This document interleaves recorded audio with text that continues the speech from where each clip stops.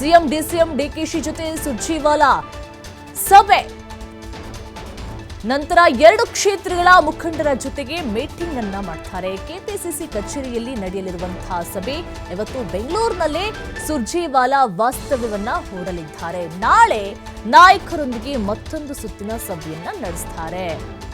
2 ಕ್ಷೇತ್ರಗಳ ಟಿಕೆಟ್ ನಾಳೆ ಬಹುತೇಕ ಫೈನಲ್ ಆಗಬಹುದು. ಯಾಕಂತ ಹೇಳಿದ್ರೆ ಮೀಟಿಂಗ್ನ ನಂತರ ಸಾಕಷ್ಟು ಗೊಂದಲಗಳಿಗೆ ತೆರೆ ಬೀಳಬಹುದು ಎಂಬಂತಹ ನಿರೀಕ್ಷೆಯನ್ನ ಇಟ್ಕೊಳ್ಳಬಹುದು. ನಾಳೆ ರಾತ್ರಿ ಒಳಗೆ ಅಧಿಕೃತ ಘೋಷಣೆ ಸಾಧ್ಯತೆ ಸಹ ಇದೆ. 2 ಉಪಚುನಾವಣಾ ಕ್ಷೇತ್ರದ ಅಭ್ಯರ್ಥಿ ಆಯ್ಕೆ ಏನೀಗ ಗೊಂದಲದಲ್ಲಿ ಇದೆ. ಉಪಚುನಾವಣೆಗೆ ಕಾಂಗ್ರೆಸ್ನಲ್ಲಿ ಟಿಕೆಟ್ ಕಗ್ಗಂಟಾಗಿ ಪರಿಣಮಿಸ್ತಾ ಇರುವಂತದ್ದು. ಹಾಗಾಗಿ ನಾಳೆ ಬಹುತೇಕ ಫೈನಲ್ ಆಗಬಹುದು. ನಾಳೆ ರಾತ್ರಿ ಒಳಗೆ ಅಧಿಕೃತ ಘೋಷಣೆ ಸಾಧ್ಯತೆ ಕಂಡು ಬರ್ತಾ ಇದೆ. ಯಾಕಂತ ಹೇಳಿದ್ರೆ ಮೀಟಿಂಗ್ ಅನ್ನ ಮಾಡ್ತಾರೆ. ಇವತ್ತು ಬೆಂಗಳೂರಿನಲ್ಲೇ ಇರ್ತಾರೆ ಸುರ್ಜೇವಾಲಾ ಅವರು. ಬಂದಿದ್ದಾರೆ ಅಂದ ತಕ್ಷಣ ಎಲ್ಲರಿಗೂ ಸಹ ಒಂದು ಈ ಟಿಕೆಟ್ ಕಗ್ಗಂಟು ಬಗೆಹರಿಬಹುದು ಎಂಬಂತಹ ನಿರೀಕ್ಷೆ ಸಹ ಹೆಚ್ಚಾಗ್ತಾ ಇದೆ. ಹಾಗಾಗಿ ಏನೆಲ್ಲ ಪರಿಹಾರಗಳನ್ನ ತೆಗೆದುಕೊಳ್ಳಬಹುದು, ಇದನ್ನೆಲ್ಲವನ್ನ ಸಹ ಕಗ್ಗಂಟನ್ನ ಬಿಡಿಸಬಹುದಾ ಎನ್ನುವಂಥ ಪ್ರಶ್ನೆ ರಾಜ್ಯದ ಜನತೆಗೆ ಮೂಡ್ತಾ ಇರುವಂತದ್ದೀಗ. ಇದ್ರ ಬಗ್ಗೆ ಹೆಚ್ಚಿನ ಮಾಹಿತಿ ಕೊಡ್ತಾರೆ ನಮ್ಮ ಪ್ರತಿನಿಧಿ ಶಿವಕುಮಾರ್ ಜೋಹಳಿ. ಶಿವಕುಮಾರ್, ನೋಡಿ, ಈಗ ಸಾಕಷ್ಟು ರಾಜ್ಯದಲ್ಲಿ ಕಗ್ಗಂಟಾಗಿ ಪರಿಣಮಿಸ್ತಾ ಇರುವಂತದ್ದು 2 ಕ್ಷೇತ್ರಗಳ ಮುಖಂಡರ ಜೊತೆ ಸುರ್ಜೇವಾಲಾ ಅವರು ಮೀಟಿಂಗ್ ಅನ್ನ ಮಾಡ್ತಾರೆ. ಅವರು ಒಂದು ಕಡೆ ಈಗ ರಾಜಕೀಯದಲ್ಲಿ ಯಾವಾಗ ಕುರ್ಚಿ ಕದನ ಸ್ಟಾರ್ಟ್ ಆಯಿತೋ ಎಲ್ಲೋ ಒಂದು ಕಡೆ ರಾಜ್ಯದ ಜೊತೆಗೆ ಅಂತರವನ್ನ ಕಾಪಾಡ್ಕೊಳ್ತಾ ಇದ್ರು ಅಂತ ಅನ್ಸುತ್ತೆ. ಈಗ ನೋಡಿದ್ರೆ ಮತ್ತೆ ರಾಜ್ಯಕ್ಕೆ ಆಗಮಿಸ್ತಾ ಇದ್ರೆ ಏನೆಲ್ಲ ಸಮಸ್ಯೆಗಳನ್ನ ಬಗೆಹರಿಸಬಹುದು, ಯಾವ ರೀತಿಯಾಗಿ ಮೀಟಿಂಗ್ ಗಳನ್ನ ಮಾಡಬಹುದು ಅಂತ? ನಿರೀಕ್ಷಾ, ಈಗಾಗಲೇ ಬಾಗಲಕೋಟೆ ಮತ್ತು ದಾವಣಗೆರೆ ದಕ್ಷಿಣ ವಿಧಾನಸಭಾ ಕ್ಷೇತ್ರಗಳಿಗೆ ಉಪಚುನಾವಣೆ ಘೋಷಣೆಯಾಗಿದೆ. ಆದರೆ ಕಾಂಗ್ರೆಸ್ ಅಭ್ಯರ್ಥಿಗಳ ಆಯ್ಕೆ ಇಲ್ಲಿಯವರೆಗೂ ಕೂಡ ಕಗ್ಗಂಟಾಗಿದೆ. ಯಾರಿಗೆ ಟಿಕೆಟ್ ಕೊಡಬೇಕು ಅನ್ನುವಂತಹ ಗೊಂದಲಗಳು ಕೂಡ ಇನ್ನೂ ಮುಂದುವರೆದಿದೆ. ದಾವಣಗೆರೆ ವಿಧಾನಸಭಾ ಕ್ಷೇತ್ರಕ್ಕೆ ಸಂಬಂಧಪಟ್ಟಂತೆ ಮೇಲ್ಮೇಲೆ ಸಭೆಗಳನ್ನು ಮಾಡಲಾಗ್ತಾ ಇದೆ. ಸಚಿವರು ಶಾಸಕರ ಸಭೆಗಳು ಕೂಡ ಈಗಾಗಲೇ ಆಗಿದೆ. ಆದರೆ ಟಿಕೆಟನ್ನು ಕೊಡುವಂತಹ ನಿಟ್ಟಿನಲ್ಲಿ ಯಾವುದೇ ರೀತಿಯಾದಂತಹ ಅಂತಿಮ ನಿರ್ಧಾರವನ್ನು ತೆಗೆದುಕೊಳ್ಳಿಲ್ಲ. ಕಳೆದ 1 ತಿಂಗಳಿಂದಲೂ ಕೂಡ 2 ಕ್ಷೇತ್ರಗಳ ಉಪಚುನಾವಣೆಗೆ ಸಂಬಂಧಪಟ್ಟಂತೆ ಡಿ ಕೆ ಶಿವಕುಮಾರ್ ಮೇಲ್ಮೇಲೆ ಸಭೆಗಳನ್ನು ಮಾಡ್ತಾ ಇದ್ದಾರೆ. ಆದರೆ ಬಿಜೆಪಿ ಯಾವುದೇ ಸಭೆಗಳನ್ನು ಮಾಡದೇ ಇದ್ರೂ ಕೂಡ, ಚುನಾವಣೆ ತಯಾರಿಯನ್ನು ಮಾಡ್ಕೊಳ್ಳದೇ ಇದ್ರೂ ಕೂಡ ಈಗಾಗಲೇ 2 ಕ್ಷೇತ್ರಗಳಿಗೆ ಅಧಿಕೃತವಾಗಿ ಅಭ್ಯರ್ಥಿಗಳನ್ನು ಕಣಕ್ಕಿಳಿಸಿದೆ.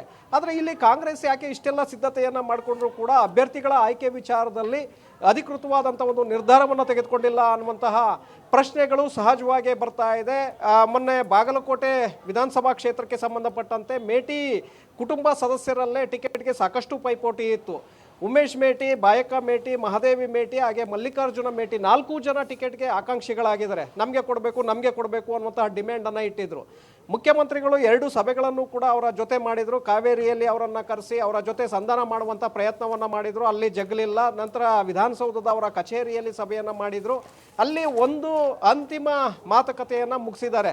ನಾವು ನಿಮ್ಮ ಕುಟುಂಬ ಸದಸ್ಯರಿಗೆ ಟಿಕೆಟನ್ನು ಕೊಡ್ತೇವೆ, ನೀವು ಇದಕ್ಕೆ ಒಪ್ಪಿಗೆಯನ್ನು ಕೊಡಬೇಕು. ಯಾರಿಗೇ ಕೊಡಲಿ, ನೀವೆಲ್ಲರೂ ಕೂಡ ಒಟ್ಟಾಗಿ ಕೆಲಸವನ್ನು ಮಾಡಬೇಕು ಅನ್ನುವಂಥ ಸೂಚನೆಯನ್ನು ಮುಖ್ಯಮಂತ್ರಿಗಳು ಕೊಟ್ಟಿದ್ದಾರೆ. ಹಾಗಾಗಿ ಮೇಟಿ ಕುಟುಂಬ ಸದಸ್ಯರಿಗೆ ಟಿಕೆಟ್ ಅನ್ನುವಂಥದ್ದು ಬಹುತೇಕವಾಗಿ ಈಗ ಫಿಕ್ಸ್ ಆಗಿದೆ.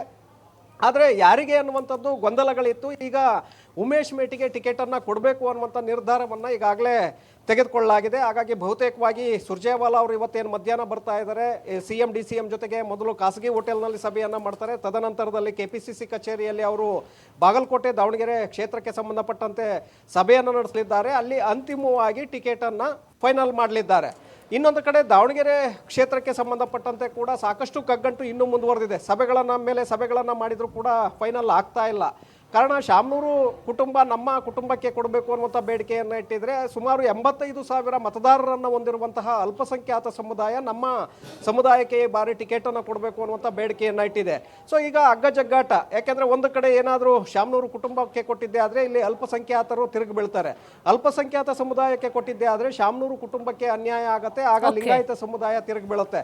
ಇದರ ಒಂದು ಅಗ್ಗಜಗ್ಗಾಟದಲ್ಲಿ ಇವತ್ತು ಕಾಂಗ್ರೆಸ್ ನಾಯಕರಿದ್ದಾರೆ. ಹಾಗಾಗಿ ಸುರ್ಜೇವಾಲಾ ಅವರು ಬಂದ ನಂತರ ಯಾರಿಗೆ ಟಿಕೆಟನ್ನು ಕೊಡಬೇಕು ಅನ್ನುವಂಥ ಒಂದು ಫೈನಲ್ ಮಾತುಕತೆ ನಡೆಯುತ್ತೆ. ಅಂತಿಮವಾಗಿ ನಾಳೆ ಸಂಜೆಯೊಳಗೆ ಅಧಿಕೃತವಾಗಿ ಟಿಕೆಟ್ 2 ಕ್ಷೇತ್ರಗಳಿಗೆ ಘೋಷಣೆ ಆಗುವಂತ ಸಾಧ್ಯತೆಗಳಿದೆ. Niriksha. Okay, thank you Shivakumar, ನಿಮ್ಮೆಲ್ಲ ಮಾಹಿತಿಗಾಗಿ.